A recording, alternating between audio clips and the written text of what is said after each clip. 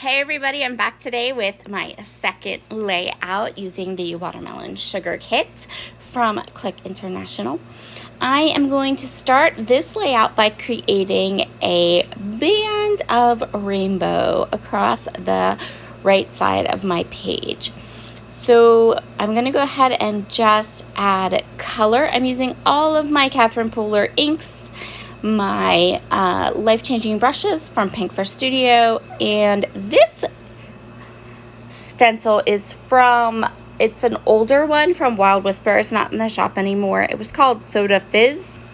So I am just going through my Catherine Pooler inks. I've got one for each of the rainbow, and I'm going to go ahead and just create a little bit of a base to add the next elements of our layout to. So now we have kind of like a rainbow background, and like I said, this doesn't have to be perfectly stenciled because we're going to cover like 90% of this up. Remember this paper? I fussy cut it. So this is probably the easiest paper I've ever fussy cut because I actually used quite a few of my circle dies to be able to cut out all the circles on the paper. This was the layout that I was kind of dreaming about from the minute that I unboxed this kit and looked at all of the papers. I think this is my favorite paper. I love it. So I fussy cut it all, and now I'm just going to put red circles on the red part of my background. I'm going to put the orange circles, the orange part of my background. I'm going to put the yellow on the yellow. You get the idea. I'm sure you do. So I'm just going to go ahead and kind of stick and plunk and do color on color, which I love. I'm going to go ahead and I'm just going to cover this up. So I'm adding a little bit of a couple circles up to the top. And the reason I'm doing that is because we're going to have so much color on the right side that if I don't put a little bit of something on the left, it's going to look really unbalanced. So I'm just adding a little cluster in the top left just to balance it, just to make it look balanced and pleasing to the eye. If I had just left that entire side white, it would have been kind of harsh. Your eye would not have liked that. But by adding just those little bits over to the left side, kind of keeps it looking amazing. It's the best way I can describe it. So I did end up having some circles left over when I was finished with this. For the most part, we just went ahead and used them all. So you can kind of see now why I did that stenciling, because it's giving us kind of more of those circles, a bit more background. It's kind of emphasizing the colors. And it works because the circles that I fussy cut have a lot of white in them. They are colored, but they're not solidly colored. And so by having a bit more of the color behind them, it allows you to kind of really see that rainbow, really see where we're going, what our colors are. So I'm just continuing on here. There's no rhyme or reason to this except that I want to put green on green, blue on blue, all that. There were no purple circles on the page, or no violet, no indigo. So we're just going to go to blue on our rainbow because that's the circles I had. So next up, I am going to trim and map my photo with this tie-dye paper. Oh, this tie-dye paper. Later on this month, we're going to do a whole page just with the tie-dye paper. And I have this photo of my youngest son with his plants, because that's how we roll these days. I'm going to pop this photo up on some foam tape and kind of snuggle it up against our rainbow. Initially, I had wanted to play with these chipboard frames and use them on the page, but they weren't, frames and I don't get along as a general rule anyway.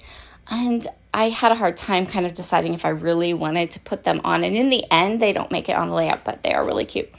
So now now it's time to go through embellishments. I'm telling you guys, this kit is jam-packed with embellishments. I know it is sold out over at Clique's website, but last time I looked, there was an add-on kit that still had loads of embellishments and papers and stuff in it. There is a set of just the papers from this kit, and this stamp set is still in stock as of the time that I am recording this video.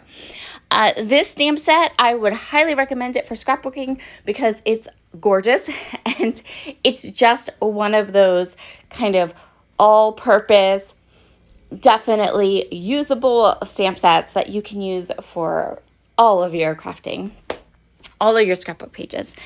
I often recommend stamp sets and then have them sell out. So I hope that if you're watching this and you click on the link down below in the description box, it's still there.